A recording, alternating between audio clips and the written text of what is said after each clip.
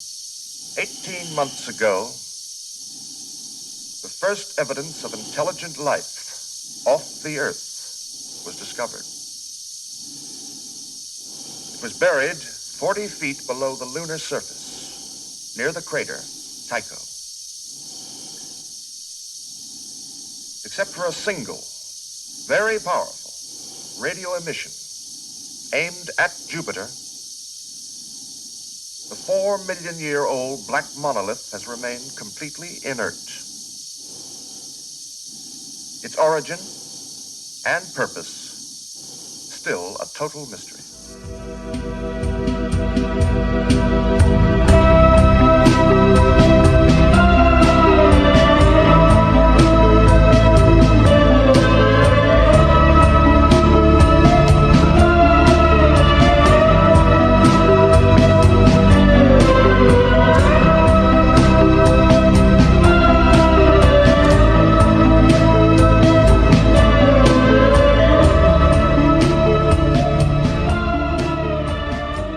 The mystery of the monolith in 2001: A Space Odyssey has been under investigation for decades now. What most people aren't aware of is that the film's director, Stanley Kubrick, has provided a seemingly straightforward answer. In an interview with Joseph Glimas, Kubrick stated that the monolith is a scientific definition of a god. Kubrick felt that we often attribute extraterrestrial life with the characteristics of a god, and with that, religious implications were inevitable. To begin examination, The Dawn of Man is Kubrick's take on the Genesis story. In the film, we see what can be described as an anti-version of the Garden of Eden, where instead of paradise, we see a desolate wasteland filled with death. We see our ancestors as feral man-apes, much like the Darwinism view of the Dawn of Man, as opposed to the biblical story of Adam and Eve.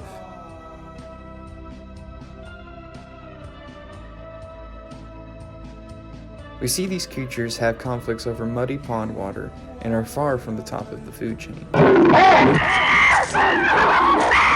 It is in this segment that we first see the monolith, with its presence being viewed as the tree of knowledge. But as a twist to the usual story, here it seems that interacting with it has helped humanity progress rather than degress. However, with man's new revelation, they are quick towards violence, which is an act that affects the rest of the film. This is in the same vein as how Christianity portrays the Cain and Abel story.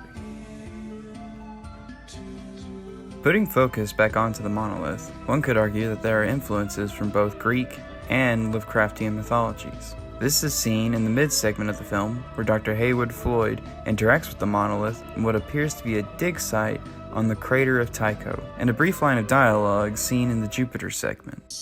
18 months ago, the first evidence of intelligent life off the Earth was discovered.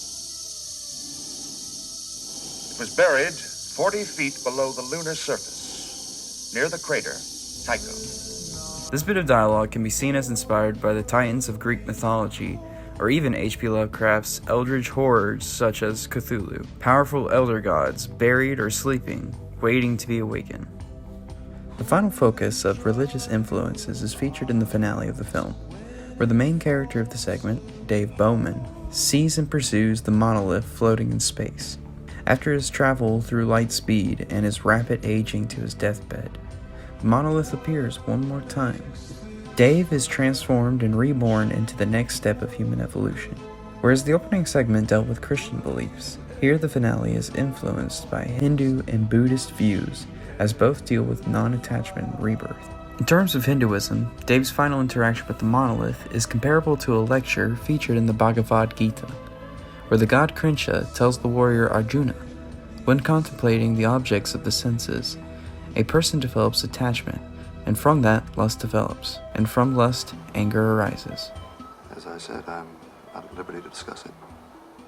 But a person free from all attachment and aversion, and able to control his senses, can obtain the complete mercy of the Lord. And when it comes to the Buddhist influences, the film's ending shows us Dave's rebirth and his return to Earth. The Mahayana path has a similar representation in the Bodhisattva, or perfected soul, someone who has achieved nirvana and chooses to return to the world and help the suffering. This point is exemplified by the companion book by Arthur C. Clarke. The Star Child destroys a satellite and stops a war. And lastly, with the monolith, whereas in the opening it was seen as the Tree of Knowledge, now the monolith has become the Tree of Life. As Kubrick has stated, this type of subject matter has inevitable religious implications. Through influences of various religions and mythologies, extraterrestrial life can be seen as some sort of avatar in the film. It is with these parallels that Kubrick's explanation of what the monolith is reinforced.